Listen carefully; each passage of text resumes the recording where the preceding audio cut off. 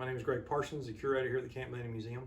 We want to talk to you about another weapon in our collection here, and this is the MP43. Also sometimes known as the MP44 or the STG44 or Sturmgewehr, storm gun.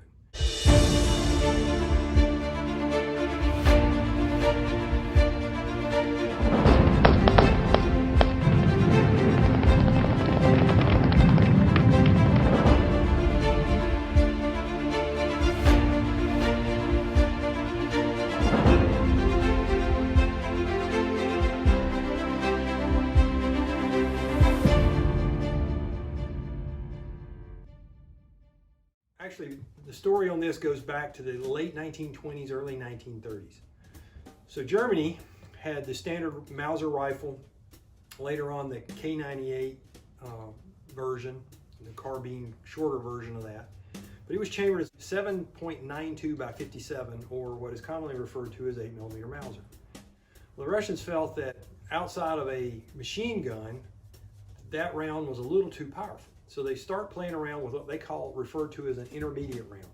Essentially what the Germans do is they take the 7.92 Mauser round, you'll see here, they cut the case in half, put a smaller Spitzer bullet in it, and that becomes the 7.92 by 33 Kurz, or in German, short. So basically it becomes an 8mm short round. And then once the round was developed, the Germans then start trying to develop a weapon that could fire this round.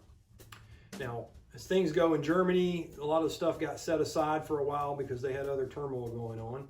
But eventually they picked this up, and in 1942, the German military puts out a contract for the development of a weapon using the 7.92 or 8mm Kurz round. They get with Walther and Hanel to develop a weapon. And out of that becomes the MKB-42, or Maschinen Karabiner of 1942. Now there was difference in the two designs. Walther's design fired from a closed bolt, whereas Hanel's fired from an open bolt. Two different philosophies on how the weapon should work. The MKB-42 had other issues, and so the German military decides we like the idea, but we wanted to make some changes. So what they do is they develop features from both the weapons, both the Walther version and the Hanel version. From Walther, they developed the closed bolt system, and then most of the firing mechanism and all that, anyway. And then from Hanel, the overall design and the gas system that Hanel developed. And out of that becomes the MP43. Now, the reason they changed the name from MKB, Maschinen Karabiner, to MP, Machine and Pistol, was at the time, Germany had decided, Hitler had decided, that for weapons development, they needed more submachine guns, or MPs, machine and pistols. And so they decide, well, calling this thing a carbine was probably not the best idea, so they rename it. So the MP43 comes out. They kind of secretly develop several of these, produce them, and they send them out to be tested in the field. At some point in time, the German commanders come back going, hey, these new rifles that we've been given are great, we need more of them. And that comes back in a meeting with Hitler, and Hitler's going, what new rifles are you talking about? And then it comes to light, or is presented to him, about the MP43.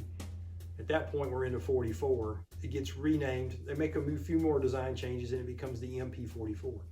Once Hitler actually sees it and gets a demonstration of the weapon, he terms the term Sturmgewehr, or storm gun, assault rifle, basically.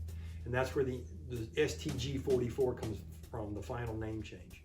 The Germans produced about 460,000 of these during the war. It was a select fire weapon, semi-full auto. Full auto, it fired about 500 to 550 rounds a minute from a 30-round box magazine. It has the sliding adjustable sights, which was kind of a standard feature with most of the German rifles, the K98 especially. But it was all stamped metal. It has a gas piston system, so that it bleeds gas off back through a return tube, and then the operating rod, which operates the bolt back and forth. It was a fairly lightweight weapon, fairly reliable weapon. and proved to be a good weapon for the Germans. Fortunately, it was pretty late in the war before they really start mass producing these things, and so maybe its effect on the war was not what it would have been if they had started producing them much earlier, say in 1942. Anyway, so the version we have here is an MP43, and thank you for tuning in today. Come visit the museum. We're open noon to 4 every day, 7 days a week. Subscribe to our YouTube page and go to our website, www.camplandingmuseum.org.